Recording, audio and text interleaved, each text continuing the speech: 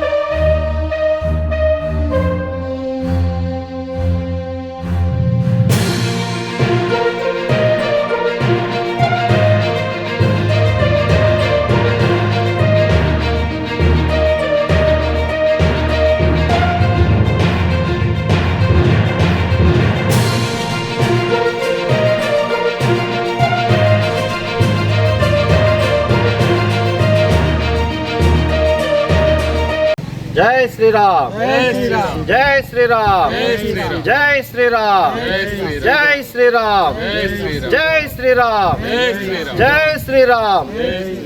అందరికీ జై శ్రీరామ్.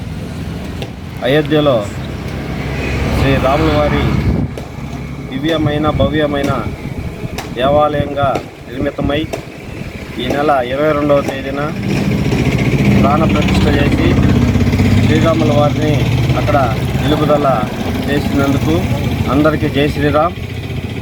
మన దేవిస్పేట గ్రామంలో శ్రీనివాసులు అలాగే ఇందుకూరుపేట మండలంలో జై శ్రీరామ్ అనే నినాదంతో గోడలపైన రాసి అందరికీ తెలియపరుస్తూ మన జై శ్రీరామ్ అనే నినాదం మన మొత్తం దేశం మొత్తం మీద మారుమ్రోగాలని తెలియపరుస్తూ ఈ కార్యక్రమాన్ని మొదలుపెట్టాము.